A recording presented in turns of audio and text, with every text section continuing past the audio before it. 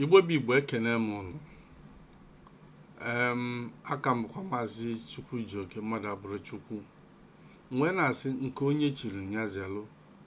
Ana m ekene ụnụ mbọsị eke, mbọsị oyi, mbọsị afọ, mbọsị nkwọ.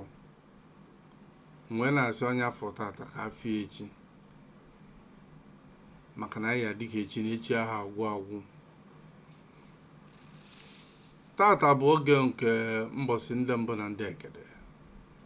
Mbọsị eji okwu eziokwu, mbọsị eji agba asị ọtọ, maka na onwe ọtụtụ ife ekwugasị na omenala Igbo na ọdịnala Igbo na-eziri ezi, ma na-abịazi ụmụnna ya welie etu a wee na-aga. Andị ma na-asị na ndị Igbo tụrụ si na ọ bụrụ na ajọ ife gbaa arọ, ọ bụrụ omenala, ọ aja afọ enye nkịta ma o ji wee bulie na-akpaghalị, maka na o nwere ya ekwu ulie ọ na-agbasa ụja na-akpaghalị. Mana ọ bụrụ na anyị kaba arụ nsị ọbụla ma otolo ọbụla anyụ kpokwasị ya aja isi afọ ọ na-esi o si debe, ọ isi ya ka anyị chọrọ ka ọ kwụsị. O bido tata gaba, o bido tata dịba mma, ọ dịba gboo. Tọpik ya n'ụbọchị nke tata wee bụrụ gịnị? Gịnị bụ ịgọ mmụọ? Mụ na gị ma na ịgọ mmụọ na-afịa by a lay person, nọ ife mmụọ na-abụrụ Chineke bi n'eluigwe, nọ ife unseen spirits. And ya bụ ife wee bịa wee preoccupy the mind of so many people. Ekwutezia gịnị bụ ịgọ mmụọ? A na-afịa nọ ife chi na-abụrụ Chukwu, chi na-abụrụ Chineke, mmụọ mmiri ma ife ọzọ. Ọ ife a ka m bịa ka m kọwalụ anyị n'ụbọchị nke tata.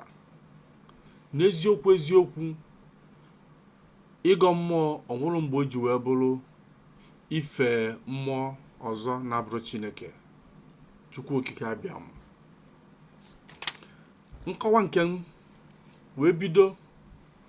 1. Gịnị bụ ịgọ mmụọ? Ịgọ mmụọ bụ to commune,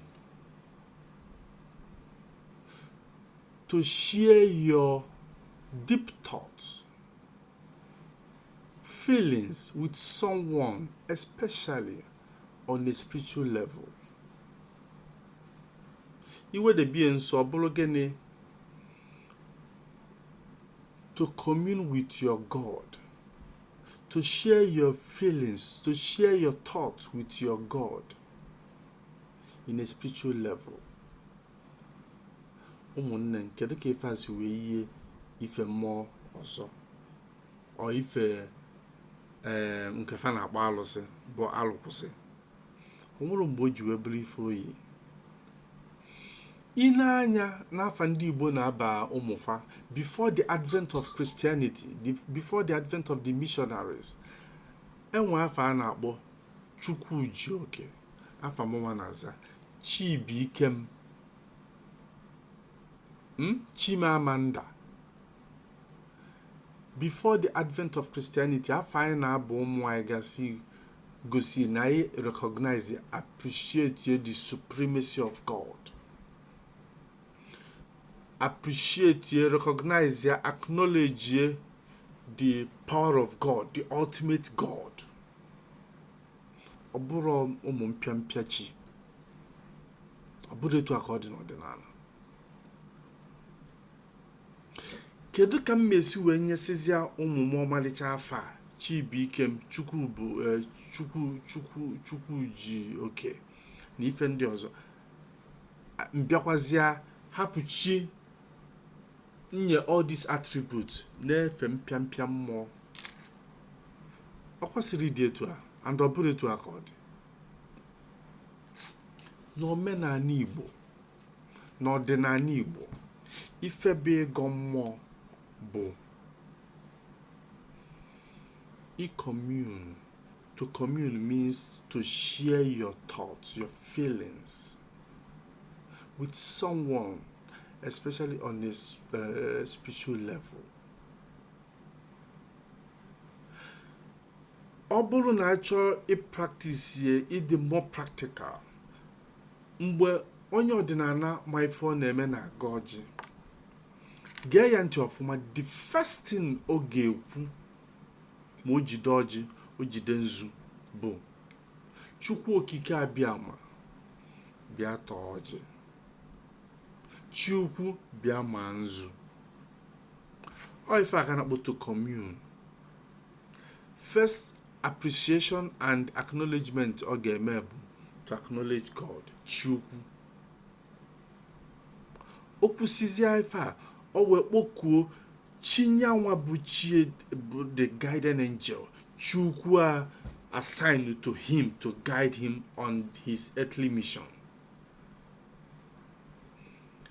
Mana abịa mgbe ndị ọcha bịa, ejide ife niile a ya tọkọsịa. Because of what? Because of indoctrination.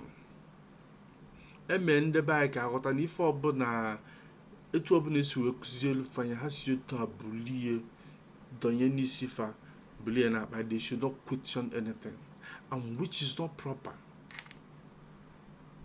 Onye ọbụla bụ nwa afọ Igbo akọwasịala ya ife, ọ ga-ajụ ajụjụ. So tata ana m akọwa each and every one of us ka anyị ghọta na ịgọ mmụọ enwere mgbe o ji wee bụrụ iworship ụmụ mpịampịa mmụọ n'ọdịnala Igbo. Ife omeilu bụ to commune, to acknowledge, to discuss, to talk, to converse with your God in a spiritual way. So anyị need ka anyị ghọta ife a, ka anyị ghara imerụzi onwe anyị arụ. Live and let live. Ọ bụrụ ka anyị nche niile ga-esi wee bụrụ ofu, anyị ghọtakwa each and every one of us, ọ dịla anyị mma. N'ụbọchị nke tata anyị na-emechi this topic.